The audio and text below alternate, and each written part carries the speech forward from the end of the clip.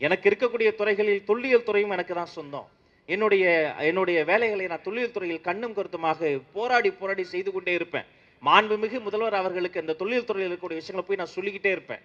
அப்ப இந்த கீழடியை பத்தி சொல்லும்போது நான் ஒரு வாட்டி சொன்னேன், ஐயா கீழடியை அகழ்வாய்வு செய்த போது யானை தந்தத்தில் செய்த சீப்பு கிடைத்தது. வெறும் சீப்பு கிடையாது, மரத்துல செஞ்சது கிடையாது, யானை தந்தத்தில் செய்த ஒரு சீப்பு. அப்ப இருந்த பெண்கள் எவ்வளவு வசதியா இருந்திருக்காங்க பாருங்க. சூது பவள மணிகள் அப்ப இருந்தவங்க எப்படி தன்னிறைவா இருந்திருக்கிறாங்க. அதனாலதான் ஓய்வு நேரத்தில் விளையாடுறதுக்கு அவங்களுக்கு பகடைகள் காய்கள்லாம் இருந்திருக்கு பாருங்க. எத்தனையோ பொருட்கள் கிடைத்தது. அப்போதெல்லாம் எனக்கு மகிழ்ச்சி இல்லை. நான் எப்போது தெரியுமா உள்ளபடியே பெருமகிழ்ச்சி அடைந்தேன்? சுமார் 2400 ஆண்டுகளுக்கு முன்பே ஒரு பானை ஓடு கிடைத்தது. அதில் எழுதப்பட்ட தமிழ் எழுத்து கிடைத்தது பாருங்க. தமிழன் அன்றே எழுத படிக்க தெரிந்திருக்கிறான் என்று நினைத்த போது எனக்கு மன மகிழ்ச்சியாக இருந்துன்னு சொன்ன அவர் அசந்து போனார். எழுத படிக்க தெரிஞ்சிருக்கு. இப்ப இன்னும் பெருமையோடு சொல்றேங்க, மதுரை, தென்காசி, விருதுநகர்லாம் இன்னும் அகழ்வு பணிகள் நடந்துகிட்டே இருக்கு. சமீபத்தில் போன மாசம் போய் மலை சிகரங்களுக்கே ஏறி குகைகளின் உள்ளே போய் கல் படுக்கையெல்லாம் ஆய்வு செய்து கீழே இறங்கி தென்காசி அருகே இருக்கக்கூடிய மலையடிவாரங்களுக்கெல்லாம் சென்று ஒரு மிக மிக முக்கியமான ஒரு இடத்தை கண்டடைந்திருக்கிறோம். நண்பர்களே, அறிவியல் ஆதாரபூர்வமான அந்த பரிசோதனைகளுக்காக அந்த ஆதாரங்களை அனுப்பியிருக்கிறோம்.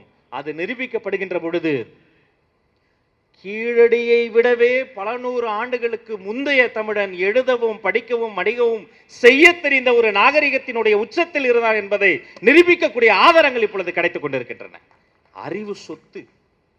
சிந்து சமவெளி விட்ட இடமும் தமிழர் நாகரிகம் தொட்ட இடமும் ஒன்று நாம சொல்லிக்கிட்டே இருந்தோம். அதற்கான ஆதாரங்கள் எங்களுக்கு கிடைக்க ஆரம்பிச்சிருச்சு. அதை எடுத்து பேணி பாதுகாத்து அப்படியே வைத்திருக்கிறோம். பீரியாடிக்கலா அதையெல்லாம் என்னென்ன செய்யணுமோ அதையெல்லாம் ஆவணப்படுத்திக்கிட்டே வரும். கீழடியில நீங்க போனீங்கன்னா பாப்பீங்க, ஒரு ஒரு உரை கிணறு. அங்கிருந்து தண்ணிய வெளியில எடுக்கிறாங்க. எடுத்த தண்ணீர் அப்படியே கிடைக்குது. நம்ம அகழ்வு செய்யும் போது ஒரு தொட்டிக்கு அனுப்புறாங்க. அந்த தொட்டி என்ன தொட்டினா, அந்த தொட்டில கிடைக்கிற பொருட்களாம் பார்க்கிற போல தக்களி கிடைக்குது. ஜவுளிக்கு பேர் போன ஈரோட்டுக்கு தக்களி தெரியும், துணி நெய்யறதுக்கு பயன்படுறது. அப்ப அங்க துணி நெசவு செய்யக்கூடிய பட்டறை இருந்திருக்கிறது.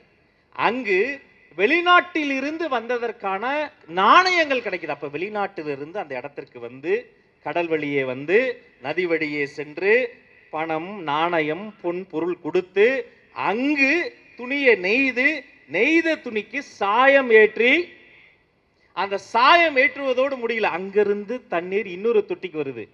அந்த தொட்டியில் என்ன தெரியுமா? பெபிள்ஸ், கூழாங்கற்களை கொட்டி வைத்திருக்கிறாங்க.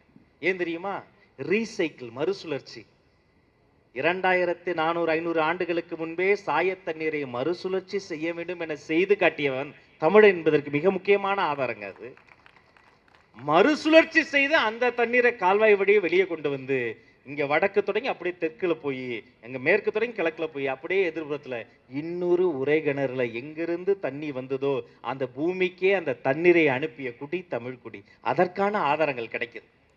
அப்ப வெறும் புத்தக வாசிப்பு மட்டும் கிடையாது. அன்பு மனிதர்களே, உங்கள் செல்வங்களுக்கு தொல்லியல் உலா அழைச்சிட்டு போங்க.